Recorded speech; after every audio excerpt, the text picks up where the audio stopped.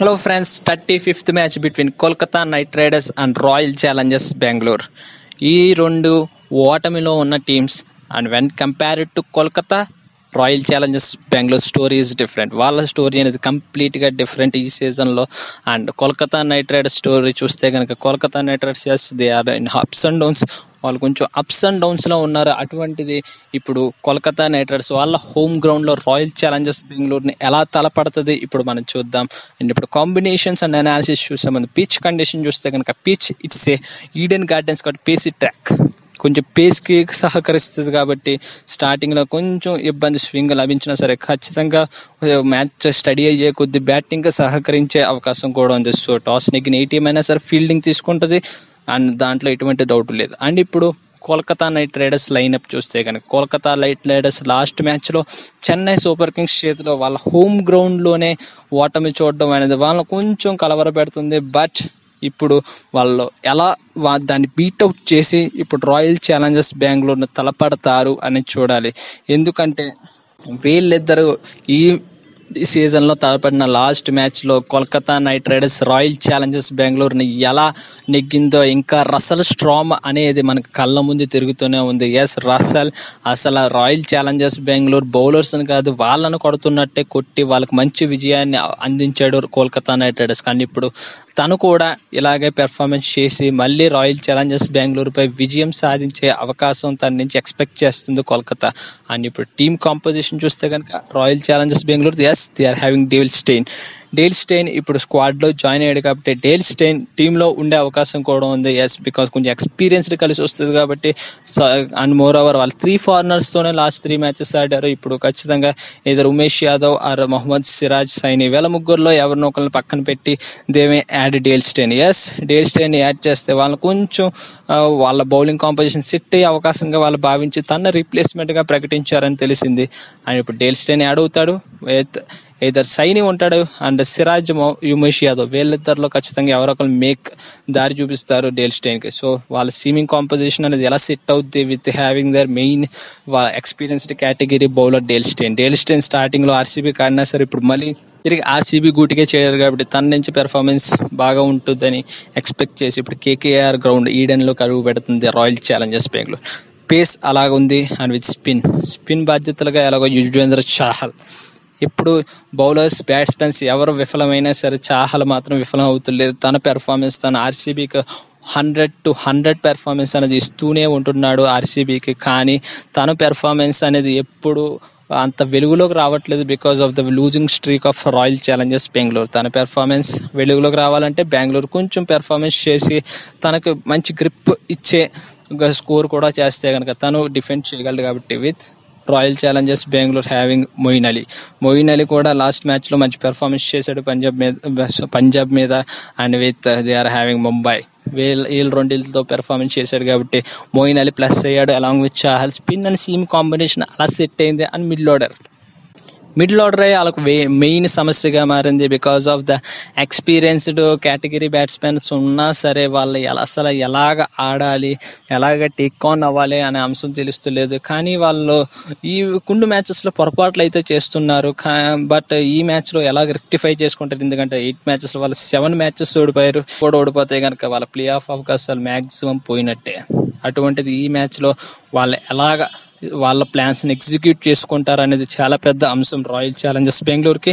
And ఇప్పుడు వాళ్ళు ఉన్నారు Akshdeep Nath and they are having Akshdeep Nath అసలు ఆ టీంలో ఎందుకు ఉంటున్నాడో కూడా తెలియని పరిస్థితిగానే ఉంది రాయల్ ఛాలెంజర్స్ బెంగళూరుకి. ఎందుకంటే తనకి అంత బ్యాటింగ్ చేసే క్యాపబిలిటీ రావట్లేదు. తను అప్ ది ఆర్డర్ ఆడే ఆటగాడు కాబట్టి తనను ప్రమోట్ చేసినా సరే తన స్పాట్ అనేది సెట్ అవ్వట్లేదు కాబట్టి either they could take again Shivam దూబేని తీసుకుంటే కనుక వాళ్ళ కొంచెం performance and more our bowling కూడా కలిసి వస్తుంది కాబట్టి శివం దూబేకి మరో అవకాశం ఇస్తే మంచిదని నా ఉద్దేశం.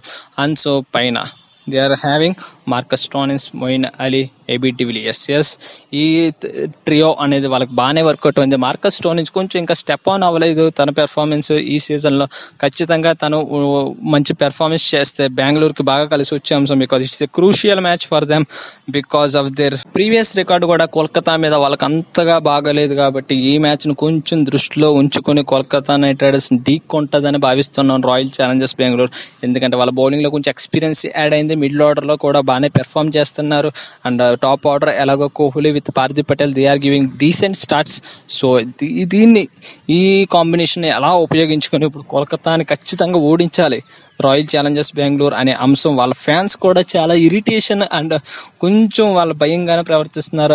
ఆశలు వదిలేసినట్టే అనిపిస్తుంది. ఎందుకంటే స్టార్టింగ్ లో ఖచ్చితంగా ఈసారి కప్పు కొడతాం, ఈసారి కప్ నామదే అనుకుంటూనే వస్తున్నారు. కానీ మధ్యలో వచ్చేసరికి ఈ మ్యాచ్ నామదే, ఒక్క మ్యాచ్ నెగ్గితే చాలు అనే సిచ్యువేషన్ వచ్చేస్తుంది. కాబట్టి ఖచ్చితంగా ఇప్పుడు మంచి పెర్ఫార్మెన్స్ చేసి కోల్కతా మీద విన్ సాధించాలి.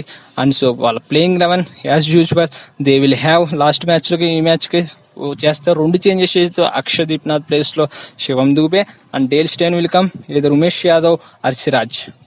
ఈ కాంబినేషన్ ఆర్సీబీకి ఆన్ ది స్పేసీ ట్రాక్ ఖచ్చితంగా ఉపయోగపడుతుంది. నౌ కోల్కతా నైట్ రైడర్స్ చూస్తే కనుక Kolkata night riders they will go with the same squad. వాళ్ళ స్క్వాడ్ ఏం మార్చారో, పైగా హోమ్ గ్రౌండ్ లాస్ట్ మ్యాచ్ లో చెన్నై సూపర్ కింగ్స్ తో కొంచెం గాడిలో పడిన Chris Lynn and Sunil Narayan వాళ్ళ కాంబో అనేది యాజ్ ఇట్ ఈజ్ ఎగ్జాక్ట్ గానే ఉంది. కానీ ఎగ్జిక్యూషన్ అనేది సెట్ అవుతులేదు. వాళ్ళకి మంచి టీమ్ పెర్ఫార్మెన్స్ చేస్తున్నా సరే విజయాలు అనేది అప్పుడప్పుడు వస్తున్నాయి. లూజింగ్ స్ట్రీక్ లో పడుతున్నారు. కాబట్టి ఇప్పుడు రాయల్ ఛాలెంజర్స్ బెంగళూరుతో వాళ్ళ రికార్డు కూడా వాళ్ళు ఒక్కసారి గుర్తు చేసుకుని వాళ్ళు మళ్ళీ పెర్ఫార్మెన్స్ చేసి బెంగళూరుని ఖచ్చితంగా ఓడిస్తారు అనే దినేష్ కార్తిక్ సారథ్యంలో ఉన్న కోల్కతా నైట్ రైడర్స్ భావిస్తుంది.